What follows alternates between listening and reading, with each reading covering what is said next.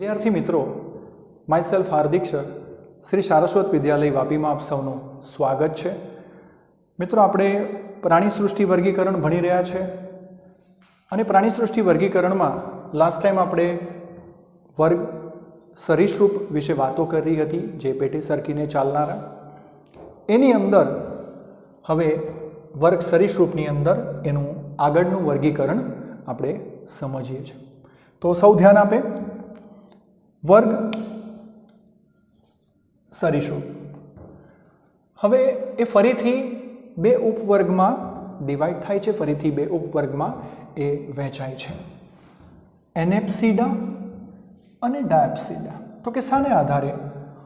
तो के जे खोपड़ी छे ए खोपड़ीनी अंदर संखक खांचनी हाजरी गैरहाजरी ने ध्यान में राखीने, मित्रों ध्यानथी सांभळजो, खोपड़ीनी अंदर जे संखक खांच छे एनी हाजरी गैरहाजरी ने ध्यान में राखीने फरीथी डिवाइड थाय छे बे उपवर्ग में, एनेप्सिडा अने डायप्सिडा।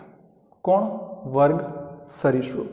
तो वर्ग सरीसृपना बे उपवर्ग ना नाम याद राखजो, एनेप्सिडा अने डायप्सिडा। तो जो संखक खांच गैरहाजर, अहीं एनेप्सिडानी वात करीए तो अहीं संखक खांच होती नथी खोपरीनी अंदर, डायप्सिडामां अहीं संखक खांच हाजर होय छे। हवे ए फरीथी जुदा जुदा वर्गों में डिवाइड थयेलुं छे। तो जे एनेप्सिडा छे फरीथी एक वर्ग में केलोनिया वर्ग में डिवाइड थयुं छे। त्यारबाद डायप्सिडा जे छे ए कुल 3 वर्गों में वहेंचायेलुं छे। मित्रों ध्यान राखजो, एनेप्सिडा जे छे ए वर्ग केलोनिया में वहेंचायुं छे, केलोनिया में आवशे एनेप्सिडा। त्यारबाद डायप्सिडाना 3 वर्गो पड़े छे, रिंकोसेफालिया, स्केमाटा अने क्रोकोडीला। याद राखजो। तो एनेप्सिडा नो वर्ग छे केलोनिया, पहला आपणे ए जोई लईए। तो एमां शुं होय छे केलोनिया वर्गनी अंदर? तो ए पहला तो उदाहरण एमां कोण आवे? तो काचबो। एटले आपणे शुं समजी रह्या छे ख्याल आवे? काचबानुं उदाहरण तरत मगज पर आवे। काचबो नाना मोटा कदना होय छे, जुदा जुदा वसवाटोमां वसता होय छे। तो आ केलोनिया जे छे स्थळज, दरियाई तथा मीठा पाणीमां जोवा मळे छे। स्थळज होई शके એટલે जमीन पर, दरियाई होई शके अने मीठा पाणीमां पण जोवा मळे छे। तमने ख्याल छे के एमनुं शरीर जे छे सखत अस्थि कवचथी सुरक्षित छे। तमने ख्याल छे के ज्यारे काचबो ए सुरक्षा माटे पोताना कवचमां भराई जाय छे, कार्पेस जेने के कार्पेस जे कवच छे उपरनुं एनी अंदर सेलमां ए अंदर भराई जाय छे, अंदर एना उपांगो अने एनुं मुख अंदर संकोची शके छे। तो ए बचे छे एनाथी। ग्रीवा, उपांग अने पूछड़ी पर भींगड़ाओ हाजर होय छे। एनुं कवच छे ए सुरक्षा माटे छे। ए सिवायनो जे बहार एनो जे देखाय छे भाग, कवचनी बहारनो जे ग्रीवा छे, उपांगो छे, तमे जोई छे के एनी जे गर्दन छे आम चांच जेवुं देखाय। એટલે જે ગ્રીવા છે, ગરદન છે અને પૂંછડી છે એના ઉપર ભીંગડાઓ હાજર હોય છે। મિત્રો એના પોતાના અંગો કાર્પેસમાં ધકેલી શકે। હમણાં જ આપણે વાત કરી કે એ સુરક્ષા માટે અંગો જે છે એ કાર્પેસમાં ધકેલી શકે છે। ઓરસીય કશેરુકાઓ અને પાંસળીઓ કાર્પેસ સાથે જોડાયેલી હોય છે। કશેરુકા એટલે એના મણકાઓ, કશેરુકા જેને કહેવામાં આવે છે, અને પાંસળીઓ એટલે કે રિબ્સ જે છે तो एक कार्पेस साथे कनेक्टेड है, कवच साथे। एटले एनी अंदर एना मसल्स, स्नायुओ, पांसळीओ अने एनी रचना बधी जोडाण हशे तो ज ए अंदर बहार कई मूवमेंट शक्य बने छे। तो याद राखजो नाम आ रीते कार्पेस, बराबर छे। तो आ थई केलोनियानी वात। एमां उदाहरणमां जमीननो काचबो जेने टेस्टुडो तरीके ओळखाय छे, दरियाई काचबो केलोन, मीठा पाणीमां टेरापिन्स जे खाद्य छे ट्रायोनिक्स जेवा उदाहरणों अहीं आवशे। नाम याद राखजो, घणा बधा प्रश्नों आवी शके छे अहींयाथी। तो उपवर्ग एनेप्सिडा जेनी अंदर संखक खांच गैरहाजर छे, अने ए उपवर्गनो वर्ग छे केलोनिया, जेमां વિવિધ કાચબાનો સમાવેશ થાય છે અને તમને ખ્યાલ છે જે સુરક્ષિત કવચથી સુરક્ષિત છે કાચબા અને એના અંગોને કાર્પેસમાં ધકેલી દે છે અને એના નામ યાદ રાખજો. ઉદાહરણ ટેસ્ટુડો, કેલોન, અહીંયા કેટલાક ઉદાહરણ છે. જમીનના કાચબા છે, દરિયાઈ કાચબા છે, મીઠા પાણીના કાચબા છે વગેરે વગેરે ઉદાહરણો આપેલા છે. આગળ વધીએ. ડાયપ્સિડા તો શંખક ખાંચ હાજર છે. ફરીથી એ 3 વર્ગોમાં ડિવાઈડ થાય છે: રિન્કોસેફાલિયા, સ્કેમાટા અને ક્રોકોડિલા. તો રિન્કોસેફાલિયાને જોઈએ સૌથી પહેલાં તો. મોટાભાગની જાતિઓ જે છે એ અશ્મિ સ્વરૂપે છે, લુપ્ત છે. કોની? કયા વર્ગની? રિન્કોસેફાલિયાની. તમને મેં વાત કરી હતી કે જીવંત અશ્મિ શબ્દ તમે આવ્યો છો, જીવંત અશ્મિ છે, અશ્મિ શું છે એવા શબ્દો, લિવિંગ ફોસિલ. તો એનો એક ન્યૂઝીલેન્ડમાં જોવા મળતી સ્ફેનોડોન પેન્ટેટમ જાતિ જે છે એ જીવિત છે માત્ર. એનો મતલબ કે આ જાતિ આપણે જેને જીવંત અશ્મિ કહી શકીએ કે જીવંત અશ્મિ માત્ર એક જ જગ્યાએ, તમને યાદ હોય ને મિત્રો તો આપણે વનસ્પતિમાં ઉદાહરણ આપ્યું હતું જે સિકોયા અને એમાં મેટાસિકોયા, જાયન્ટ સિકોયા. હા, તમને યાદ હશે કે ચાઇના વેલીની વાત કરી હતી કે જે જાયન્ટ સિકોયા જીવંત એટલે રેર છે, એ અમુક ચોક્કસ વસવાટમાં જ એ ત્યાં જ જોવા મળશે, દુનિયામાં બીજે કશે નથી. તો એવા અહીં જે છે આ ન્યૂઝીલેન્ડમાં જ જોવા મળે છે. સ્ફેનોડોન પેન્ટેટમ જાતિ એ જીવંત છે. બાકી મોટાભાગની આ વર્ગની એટલે કે રિન્કોસેફાલિયાની જાતિઓ લુપ્ત થઈ ગઈ છે, અશ્મિ સ્વરૂપે છે, નથી. શીર્ષ પર કાર્યરત ત્રીજી આંખ અથવા તો પિનિયલ આંખ જેવી રચના એમને જોવા મળશે. ઉદાહરણ સ્ફેનોડોન, એને ત્યાંની ન્યૂઝીલેન્ડની લોકલ લેંગ્વેજમાં ટુઆટારા તરીકે પણ ઓળખાય છે અને જીવંત અશ્મિ છે ટુઆટારા. લોકલ લેંગ્વેજમાં ત્યાંની નામ હશે એનું પાડેલું. તો અહીં ઉદાહરણ, અહીંયા પણ 3-4 પ્રશ્ન આવે તેમ અહીંથી પણ ઉદાહરણ પરથી પ્રશ્ન આવી શકે છે. વર્ગનું નામ યાદ રાખજો. આ એક વિશિષ્ટ છે જાતિ, એ પણ નામ યાદ રાખીશું. આગળ વધીએ છીએ મિત્રો. સ્કેમાટા, મોટામાં મોટું ગોત્ર છે સ્કેમાટા. એમાં આવે છે કોણ કોણ? સાપ અને ગરોળીઓ, સ્નેક અને લિઝાર્ડ્સનો સમાવેશ થાય છે. પ્રશ્ન થઈ ગયો. 2 પ્રશ્ન બની ગયા. મોટામાં મોટું ગોત્ર છે સ્કેમાટા અને એમાં આવે છે સાપ અને વિવિધ ગરોળીઓ. આ જે ગરોળીઓનો જે અભ્યાસ હોય એને સોરોલોજી, અહીંથી 2 પ્રશ્ન આવી શકે. હા, સોરોલોજી એટલે જે લિઝાર્ડ છે, વિવિધ પ્રકારની લિઝાર્ડ છે, વિવિધ પ્રકારની ગરોળીઓ છે, એનો જે અભ્યાસ છે તો એને કહેવાય સોરોલોજી. અને સ્નેક એટલે કે સાપનો જે અભ્યાસ છે એને સર્પેન્ટોલોજી તરીકે ઓળખાય છે. તો મિત્રો આ 3-4 પ્રશ્નો અહીં બની ગયા તરત. વિવિધ ઉદાહરણો આપણે લઈએ. ઉદાહરણ પરથી ખાસ પ્રશ્નો વારંવાર પૂછાય છે એટલા માટે આપણે ઉદાહરણ લઈએ. તો સૌ ધ્યાન આપે. ગરોળીની વાત કરી ઉદાહરણમાં. અહીંયા હાઉસ લિઝાર્ડ, જે દિવાલ પરની જે નોર્મલ ગરોળી જે છે જેને આપણે હાઉસ લિઝાર્ડ કહીએ છીએ, હા, એનું નામ છે હેમીડેક્ટિલસ. હેમીડેક્ટિલસ, વોલ લિઝાર્ડ, હાઉસ લિઝાર્ડ, સામાન્ય ગરોળી છીપકલી જેને કહીએ છીએ એ. બરાબર, હેમીડેક્ટિલસ. વૃક્ષારોહી, જેને આપણે કેમેલિયોન કહીએ છીએ, તમે જાણો છો કેમેલિયોન વૃક્ષારોહી હોય છે. ઉડતી ગરોળી, નામ સાંભળ્યું હશે, ડ્રેકો. ઉપાંગ વિહીન, ઉપાંગ વગરના. તમને ખ્યાલ છે મિત્રો કે અહીં કોણ આવ્યું? ગરોળી અને સાપ. સ્કેમેટા વર્ગમાં કોણ આવ્યું? ગરોળી અને સાપ. સાપ અને ગરોળીમાં ડિફરન્સ તમને ખ્યાલ છે. સાપ માટે મેં તમને વાત કરી કે સાપમાં ઉપાંગ વિહીન અવસ્થા હોય છે, ઉપાંગો હોતા નથી સાપની અંદર.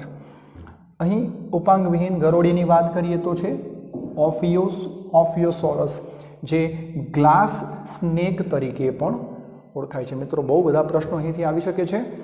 ગ્લાસ સ્નેક ઓફિયોસોરસ ઉપાંગ વિહીન ગરોળી છે. ઝેરી ગરોળી હેલોડર્મા, જેને ગિલા મોન્સ્ટર તરીકે પણ ઓળખાય છે, યાદ રાખજો. ગોહ, નામ સાંભળ્યું છે તમે, જેને ગો. વેરાનસ તરીકે, વેરાનસ નામ છે, વેરાનસ. તમે નામ સાંભળ્યું છે કોમોડો ડ્રેગન જે છે ને સૌથી મોટી જીવંત ગરોળી છે પૃથ્વી પર. સૌથી મોટી જીવંત ગરોળી જેને કહેવાય. તમે જ્યોગ્રાફી ડિસ્કવરી પર જે એનિમલ વિશે આવે છે એની અંદર કોમોડો ડ્રેગન બતાવે છે. તો એ સૌથી મોટી જીવંત ગરોળી છે કોમોડો ડ્રેગન, યાદ રાખજો, ગો વેરાનસ. તો આ થયા કેટલીક ગરોળીઓ વિશેના નામ. સાપની વાત કરીએ, સ્નેક, તો એમાં પણ ઘણા બધા વિવિધ પ્રકારના સાપ છે. તેની અંદર તમને ખ્યાલ છે કેટલાક ઝેરી છે, કેટલાક બિન ઝેરી છે. તો એની વાત કરીએ. અને એવું નથી કે બધા જ પ્રાણીઓ આપણા દેશમાં જોવા મળે છે, એવું નહીં.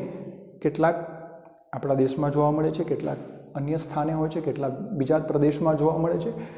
દુનિયામાં જુદા જુદા ભૌગોલિક વાતાવરણમાં એ વસવાટ કરતા જોવા મળે છે. તો અહીંયા આપણે ભારતીય કોબરા, ઇન્ડિયન કોબરાની વાત કરીએ, જેનું નામ છે, મેં વાત કરી હતી આપણે જ્યારે વૈજ્ઞાનિક નામોની વાત કરી ત્યારે, નાજા. તો કે આવું કેવું નામ? એનું વૈજ્ઞાનિક નામ છે. ન્યુરોટોક્સિક, ઝેરી છે 100%. King cobra, Naja Bungarus. મિત્રો તમે સાપથી પરિચિત હશો જ, કારણ કે એના વિશે ઘણી બધી ડોક્યુમેન્ટરી આવે છે, ટીવી પર પણ આવે છે, તમે જુઓ છો જોગ્રાફી ડિસ્કવરી પર. બ્લેક મોમ્બા, તમે નામ સાંભળ્યું છે, આફ્રિકન મોમ્બા. સ્નેક આખો વ્હાઇટ જેવો દેખાય અને એનું મોં ખોલે ત્યારે અંદરથી એ કાળું હોય છે, પણ એ ખૂબ ઝેરી છે, લંબાઈમાં પણ ઘણા મોટા હોય છે. તો આ ભારતીય કોબરા અને કિંગ કોબરા જે એનાથી પણ ખતરનાક છે. બંને ન્યુરોટોક્સિક, ઝેરી છે.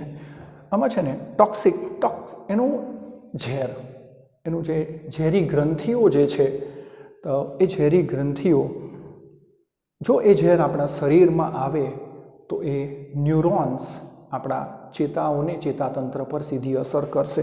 ન્યુરોટોક્સિક ટૂંકમાં યાદ રાખવાનું છે. યાદ રાખજો આ બંને નામ. ત્યારબાદ વાઇપર, રસેલ વાઇપર, તમે નામ સાંભળ્યા છે, એના પણ નામ સાંભળ્યું છે. એ હિમોટોક્સિક અથવા કાર્ડિયોટોક્સિક છે. બ્લડ સાથે, હિમો શબ્દ બ્લડ સાથે સંકળાયેલો છે, અને કાર્ડિયો એટલે હાર્ટ. તો એનો મતલબ એ હાર્ટ પર સીધી અસર કરશે, એની હિમોટોક્સિક છે. આ ન્યુરોટોક્સિક છે. ન્યુરોન્સ એટલે ચેતાકોષ, અને કાર્ડિયો શબ્દ આવે છે એ હૃદય સાથે સંકળાયેલો છે. તો યાદ રાખજો. રેટ સ્નેકની વાત કરીએ, પાયરસ મ્યુકોસસ. રેટ સ્નેક, તમે મિત્રો રેટ સ્નેક તો નહીં ખ્યાલ આવે, પણ તમને આ શબ્દ જ્યારે કહીશું ને કે ધામણ, એટલે તરત બધાને ખ્યાલ આવી જશે. ધામણ બિનઝેરી છે, એનું નામ છે પાયરસ મ્યુકોસસ. રેટ સ્નેક ઝડપથી ચાલે છે. રેટ સ્નેક એટલા માટે કે એનો મુખ્ય ખોરાક છે ઉંદર, રેટ. તમે એને ખેડૂતનો મિત્ર કહી શકો મિત્રો. તો કે કેમ? તો કે ખેતરમાં ખાસ જોવા મળે, અને ખેતરની અંદર એનો શિકાર ઉંદર હોય છે. તો ફાયદો થાય કે ન થાય? એ ઉંદરને ખતમ કરે છે.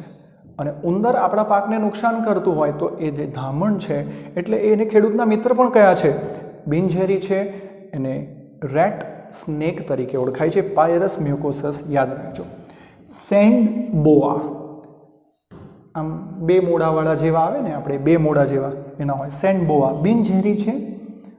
એરિક્સ જોની તરીકે ઓળખાય છે. બધા જાતના નામ છે મિત્રો. તો ઉદાહરણો પરથી પણ ઘણા બધા પ્રશ્નો આવશે. આગળ વધીએ છીએ. વર્ગ છે ક્રોકોડાઇલા. તો સૌથી મોટા આધુનિક સરીસૃપો છે, મોટા અને આધુનિક સરીસૃપો તરીકે ઓળખાય છે. ઉદાહરણ તો લઈ લઈએ તો ખ્યાલ છે મગર, એટલે તકતી સલ્ક વડે. મગર તમે જોયા છે, એનું શરીર પર કવચ છે, સલ્ક છે, તકતી છે, સખત છે, એને રક્ષણાત્મક ત્વચા છે. તુંડના દુરસ્ત છેડે બાહ્ય નાસિકા. તુંડ એટલે એનું જે સ્નાઉટ, આગળનો જે ભાગ છે અને લંબાયેલું હોય છે, અને એના ઉપર નાસિકા, બાહ્ય નાસિકા છિદ્રો તમને જોવા મળે છે. એમાં બહુ વૈવિધ્ય છે. મગર, તમે નામ સાંભળ્યું છે જેને આપણે, મગર છે, એલિગેટર છે, કેટલાક ઘરિયાળ મગર, જેને ક્રોકોડિલસ એલિગેટર, ઘરિયાળ, આમાં ખૂબ જ લાંબી તુંડ છે. તુંડ એટલે કે એનું જે સ્નાઉટ એ બહુ લાંબુ છે. તુંડ લાંબી, પતલી લાંબી તુંડ હોય એ ઘરિયાળ છે. મગર અને એલિગેટરમાં થોડો ડિફરન્સ છે. તો મિત્રો આ થયું વર્ગ ક્રોકોડિલાની વાત. હવે ટૂંકમાં આપણે વર્ગ સરીસૃપની વાત કરી. વર્ગ સરીસૃપની અંદર બે ઉપવર્ગ પડ્યા. શાને આધારે? તો ખોપરીમાં સંકખ ખાંચની હાજરીને આધારે બે ઉપવર્ગ એનેપ્સીડા ડાયપ્સીડા. એનેપ્સીડામાં સંખક ખાંચ ગેરહાજર, ડાયપ્સીડામાં સંખક ખાંચ હાજર. એનેપ્સીડાનો વર્ગ છે કેલોનિયા. કેલોનિયામાં કોણ આવ્યું? તો કેલોનિયામાં આવ્યા કાચબા. વિવિધ કાચબાના ઉદાહરણો યાદ રાખજો, પ્રશ્ન આવશે. મેં તમને વાત કરી તેમ જમીનનો, દરિયાઈ અને મીઠા પાણીનો વગેરે. ત્યાર પછી બીજા વર્ગો ડ્રાયપ્સીડાના રિંકોસેફાલિયામાં કોણ આવે છે? આ એક ઉદાહરણ યાદ રાખજો, સ્ફિનોડોન જીવંત અશ્મિ, જે ન્યૂઝીલેન્ડમાં જોવા મળશે. બાકીના બધા મોટે ભાગે લુપ્ત છે, જીવંત અશ્મિ સ્વરૂપે છે. સૌથી મોટું ગોત્ર સ્કેમાટા, મોટામાં મોટું ગોત્ર છે. સાપ અને ગરોળીઓનો સમાવેશ જેમાં થશે. ગરોળીનો અભ્યાસ સોરોલોજી, સાપના અભ્યાસને સર્પેન્ટોલોજી તરીકે ઓળખાય છે. ઉદાહરણો બહુ બધા જોયા આપણે. એ બંને રીતે પ્રશ્ન આવી શકે કે ભાઈ ઉડતી ગરોળી એટલે તો કે ડ્રેકો. ડ્રેકો શું છે? ઉડતી ગરોળી. બે રીતે આવી શકે. ગ્લાસ સ્નેક ઉપાંગવિહીન છે. ઓફિયોસોરસ ઝેરી એકમાત્ર ગરોળી, આમ બહુ ઝેરી નથી હોતી, પણ જે ઝેરી ગરોળી છે એ છે હેલોડર્મા, ગિલા મોન્સ્ટર તરીકે ઓળખાય, જે ઝેરી પોઈઝનસ છે. ગો જે છે વેરાનસ. કોમોડો ડ્રેગનની વાત કરી મેં તમને, મોટામાં મોટા જીવંત ગરોળી એ છે. આપણી જે સામાન્ય ગરોળી હાઉસ લિઝાર્ડ, જેને આપણે હેમીડેક્ટિલસ તરીકે ઓળખીએ છીએ. તો આવા નામો પરથી ઘણા બધા એમસીક્યુ મિત્રો બની શકે છે. સાપની વાત કરી તો ભારતીય કોબરા, કિંગ કોબરા, વાઇપર, આ રેડ સ્નેક, સેનબોવા અને એના જે નામો છે એના પરથી પણ ઘણા બધા પ્રશ્નો આવી શકે છે. તો મિત્રો આનો સ્ક્રીનશોટ લઈને લખી લેવું. મિત્રો આગળ વધીએ. હવે આવે છે વર્ગ વિહંગ, એવ્સ જેને કહીશું અંગ્રેજીમાં. બધા પક્ષીઓ, બર્ડ્સ, પક્ષીઓનો સમાવેશ મિત્રો આ વર્ગમાં થાય છે. તો એની વાત આપણે કરવાના. સૌ ધ્યાન આપે. પક્ષીઓનો જે અભ્યાસ છે મિત્રો, બર્ડ્સનો, એવ્સનો, જેને પક્ષી વિજ્ઞાન કહેવાય છે. પક્ષી વિજ્ઞાન અંગ્રેજીમાં આપણે એને ઓર્નિથોલોજી કહીશું. શું કહીશું? ઓર્નિથોલોજી. ખૂબ જાણીતા ઓર્નિથોલોજિસ્ટ, ભારતના મહાન પક્ષીવિદનું નામ તમે સાંભળ્યું હશે, ડૉક્ટર સલીમ અલી. ઓર્નિથોલોજિસ્ટ હતા, ભારતના પક્ષીવિદ. તો યાદ રાખજો મિત્રો, પક્ષી વિજ્ઞાન, પક્ષીઓનું વિજ્ઞાન અને એનો અભ્યાસ. આગળ વાત કરીએ આયોજન. આ 4 મુદ્દા કોમન છે, મેં આગળ પણ વાત કરી હતી. સામાન્ય જે કોમન મુદ્દાઓ છે એ આપણું કામ સરળ કરે છે. તો આયોજન અંગતંત્ર સ્તરીય, ગર્ભના સ્તરોમાં ત્રિગર્ભ સ્તરીય, દેહકોષ્ઠી છે અને સમમિતિ દ્વિપાર્શ્વીય છે. તો આ 4 વાત હવે ખ્યાલ છે, એટલે મારે એમાં આગળ કહેવાની કંઈ જરૂર નથી. આયોજનની વાત કરીએ તો આગળ વસવાટની વાત કરીએ તો પક્ષીઓ જે છે હવાઈ જીવનને અનુકૂલિત થયેલા છે. હવાઈ જીવનને અનુકૂળ છે, ઉડી શકે છે અને શરીર જે છે એ તમને ખ્યાલ છે કે નવતલ આકારનું શરીર, નૌકાના તળિયું. આપણે નવતલ એટલે શું કે નૌકાનું તળિયું, નૌકા એટલે હોડી, એના આકારનું, નવતલ આકારનું. અને એ શું નવતલ કહો, એનું જે અસ્થિ છે ને, ઉરોસ્થિ, એ મોટું, ઉરોસ્થિ મોટું હોય અને એનો ફૂલેલો ભાગ જે છે એ નવતલ. એટલે જે પક્ષીઓનો જે આ ભાગ ખરો એ નૌકાના તળિયા જેવો હોય છે, માટે એનું નામ નવતલ પડ્યું છે એ. અને બીજું કે એના હાડકાં છિદ્રાળું છે, એટલે ઉડવામાં મદદ થશે. તો હવાઈ જીવનને અનુકૂળ શરીર, નવતલ આકારનું. પ્રચલનની વાત કરીએ તો ઉપાંગો ધરાવે. અગ્ર ઉપાંગોનું તો પાંખમાં રૂપાંતર થયું હોય અને પશ્ચ ઉપાંગો દ્વારા એ પ્રચલન કરે છે, ડાળખીઓ ઝાડની પકડે છે વગેરે ક્રિયાઓ સાથે સંકળાય છે. પણ એના અગ્ર ઉપાંગનું પાંખમાં રૂપાંતર થયું હોય છે, જેઓને ઉડવા માટે મદદરૂપ થાય છે. કંકાલ તંત્રની વાત કરીએ તો અંતઃકંકાલ જે છે અસ્થિનું છિદ્રાળું છે, પોલા અસ્થિ છે, ચાંચ ધરાવે, જડબા નથી, જડબાનું ચાંચમાં રૂપાંતરણ છે. પીછા, નહોર વગેરે ધરાવે છે. અસ્થિ, એના છિદ્રાળુ પોલા અસ્થિ છે, હાડકા જે છે. અને વાતાશયની હાજરી છે. વાતાશય એટલે પોલાણ જે ક્રિએટ થાય છે, એવા 9 જેટલા મોટાભાગે પોલાણ, 9 જેટલા વાતાશયની રચના હોય છે. અને જે એમાં હવા ભરાય છે એટલે એ ઉડવામાં મદદ કરશે.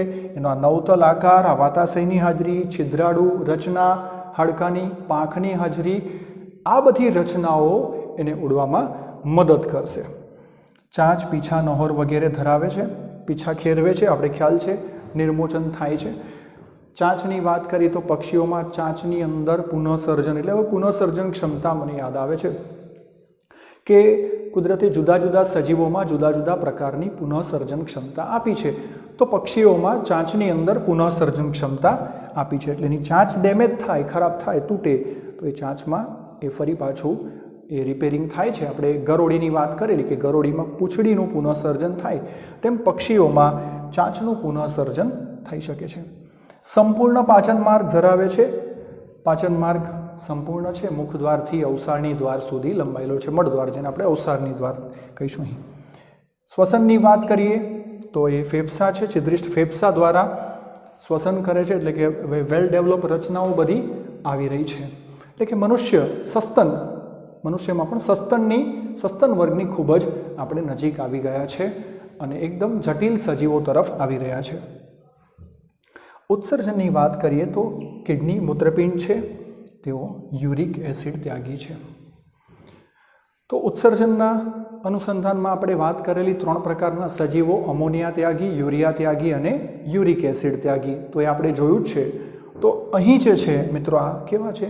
યુરિક એસિડ ત્યાગી સજીવો છે. અને પક્ષીઓ ખાસ કરીને એ અર્ધ પ્રવાહી, ઘટ્ટ પ્રવાહી, સેમી ફ્લુઇડ સ્વરૂપે, લુગદી સ્વરૂપે એ નકામા દ્રવ્યોનો ત્યાગ કરતા હોય છે. ચેતાતંત્રમાં મગજ, કરોડરજ્જુ ધરાવે છે, ડેવલપ છે. અને 12 જોડ મસ્તિષ્ક ચેતાઓ ધરાવે છે.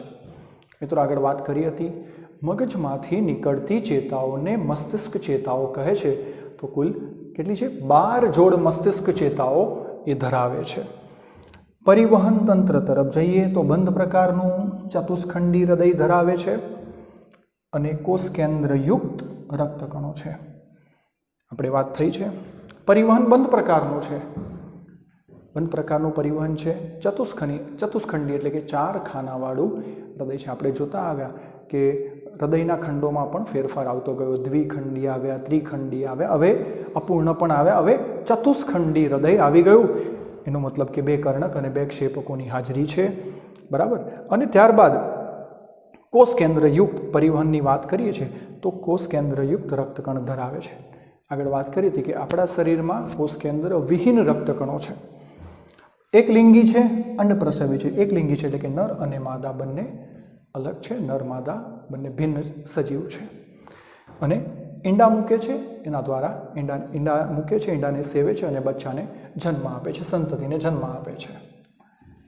તાપમાનના અનુસંધાનમાં લાસ્ટ ટાઈમ વાત થઈ મિત્રો, સમતાપી પ્રાણીઓ છે એટલે કે ઉષ્ણ રુધિરવાળા છે.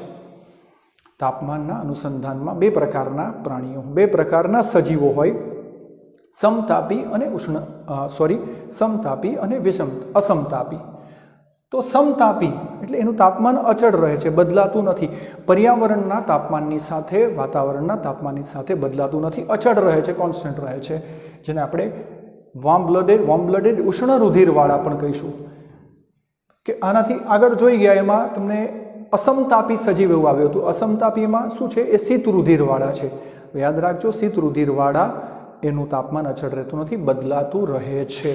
તો તાપમાનમાં મનુષ્ય એટલે કે સસ્તન અને આ વિહગમાં તેઓ સમતાપી છે. એનું તાપમાન આશરે 102 ફેરનહીટ છે, એટલે આપણા કરતાં થોડું વધુ છે. પ્રાણી જગતમાં ઊંચું તાપમાન કહી શકાય. આપણું 98 ફેરનહીટ જેવું આવે, 37°C. એમનું તાપમાન છે 102 ફેરનહીટ છે, એટલે પ્રાણી જગતમાં ઊંચું તાપમાન કહી શકાય. તો સમતાપી છે, ઉષ્ણ રુધિરવાળા છે. એની વિશિષ્ટતાની વાત કરીએ મિત્રો, વિશિષ્ટતા છે મહાધમની કમાન જમણી બાજુએ વળેલી છે. જે આપણે હૃદયની વાત કરીએ મિત્રો, તો હૃદય પર જે મહાધમનીઓ છે, હૃદયની રચના તમે જાણો છો, હૃદયની રચના તમે ભણીને આવ્યા છો. તો હૃદયની રચનામાં જે ઉપર મોટી ધમનીઓ હોય છે એ મોટી ધમનીઓ આપણામાં મનુષ્યમાં ડાબી તરફ વળાંક હશે, આમ ડાબી બાજુએ હશે, તો પક્ષીઓમાં એનો વળાંક જમણી બાજુએ હોય છે. આ ખાસ નોંધવા જેવી બાબત છે. તો આપણામાં મનુષ્યમાં એટલે આપણી અંદર એક એવી છે ડાબી બાજુ તરફનો વળાંક હશે. આકૃતિ હૃદયની યાદ કરજો. જ્યારે મહાધમની ક્રમાંક જે છે પક્ષીઓમાં જમણી બાજુએ છે. બીજી અગત્યની વાત, ધ્વનિ ઉત્પન્ન કરતી રચના શબ્દીની છે ને ગુજરાતીમાં એને ઇંગ્લિશમાં સેરિંગ્સ કહેવાય છે, એ ધરાવે છે. અવાજ ઉત્પન્ન કરે છે. તમે જુઓ છો પક્ષીઓ વિવિધ અવાજ ઉત્પન્ન કરતા હોય છે, સેરિંગ્સ ધરાવે છે. સુંદર સુંદર અવાજ, મજાના અવાજ પક્ષીઓ ઉત્પન્ન કરે છે. આપણી વાત કરીએ તો આપણે વોઇસ બોક્સ, સ્વરદંડ, સ્વરયંત્ર ધરાવીએ છીએ. આપણે એને ઇંગ્લિશમાં આપણે લેરિંગ્સ કહીશું. આપણા સ્વરયંત્રને મનુષ્યના આપણે લેરિંગ્સ કહીએ છીએ. એમાં ધ્વનિ ઉત્પન્ન કરતી રચના શબ્દીની, જેને સેરિંગ્સ તરીકે ઓળખાય છે, વિવિધ અવાજ ઉત્પન્ન કરે છે. ઉદાહરણો તમને ખ્યાલ છે, આ બધા પક્ષીઓને તમે જાણો છો. હવે આ પક્ષીઓમાં એવું નથી કે બધા જ પક્ષીઓ ઉડી શકે છે. આપણે અહીંયા વાત થઈ ને કે હવાઈ જીવનને અનુકૂળ છે શરીર, હવાઈ જીવનને અનુકૂળ છે. બધા જ પક્ષીઓ ઉડી શકતા નથી. કેટલાક પક્ષીઓ એવા છે કે જે જમીન પર વસવાટ ધરાવે છે, ઉડતા નથી. હવે મિત્રો, આ વર્ગ જે છે, આ વિહગ જે છે એ ફરીથી બે ઉપરી વર્ગમાં વિભાજિત થાય છે અને એનું નામ યાદ રાખજો, આર્કીઓર્નિથિસ અને નીઓર્નિથિસ. વર્ગ વિહગ ફરીથી બે ઉપરી વર્ગમાં વહેંચાય છે, આર્કીઓર્નિથિસ અને નીઓર્નિથિસ. ત્યારબાદ એ ફરીથી બીજા ગોત્રમાં પણ ડિવાઈડ થશે, એ આપણે ફરીથી આગળ જોઈશું. તો અહીં પ્રશ્નો મિત્રો ઘણા બધા બની શકે છે, આ યાદ રાખજો. હમણાં જે વાત કરીને આપણે કે આ નવતલની રચના, પછી એનું શરીર, જે વાતાશયોની હાજરી, તો જે પક્ષીઓ ઉડી નથી શકતા એની અંદર આ બધું ગેરહાજર હોય છે. એટલે એની જે રચના છે, આ નવતલ, વાતાશય, આ બધી રચના જે છે ને એ ઉડી નથી શકતા, એની અંદર એ ગેરહાજર હશે. તો ઘણા બધા પ્રશ્નો મિત્રો અહીંથી આવી શકે છે, યાદ રાખજો. આપણે જે વાત કરી પક્ષી વિજ્ઞાનની, ઓર્નિથોલોજી તરીકે ઓળખાય. બીજું ડૉક્ટર સલીમ અલી, ભારતના ઓર્નિથોલોજિસ્ટ, મહાન પક્ષીવિદનું નામ યાદ રાખશું. ત્યાર પછી આ યાદ રાખશું, એના અગ્ર ઉપાંગોની વાત ખ્યાલ છે, પાંખમાં રૂપાંતરણ, વાતાશયોની હાજરી વિશે યાદ રાખજો. ત્યારબાદ યુરિક એસિડ ત્યાગી છે તેઓ. 12 જોડ મસ્તિષ્ક ચેતાઓ, અહીંથી પ્રશ્ન આવી શકે. એમનું હૃદય ચતુષ્ખંડી છે, એ પણ એક અગત્યનું. હા, અહીંથી પ્રશ્ન આવી શકે છે. ઉરોસ્થિ જે છે મોટું થાય અને એનો ફૂલેલો નીચલો ભાગ જે છે નવતલ તરીકે ઓળખાય છે, આ અગત્યની વાત. ઉષ્ણ રુધિરવાળા, સમતાપી છે, વોર્મ બ્લડેડ છે અને પ્રાણી જગતમાં ઊંચું તાપમાન ધરાવનારા છે, એ પણ પ્રશ્ન આવી શકે. અહીંથી વારંવાર પ્રશ્ન આવ્યો છે, મહાધમની કમાન જે છે એ જમણી બાજુએ વડેલ હોય છે અને ધ્વનિ ઉત્પન્ન કરતી રચના જે છે એ સેરિંગ્સ ધરાવે છે. અને મિત્રો, આ જે ઉપરી વર્ગની મેં વાત કરી એ આપણે હવે આગળ જોઈશું.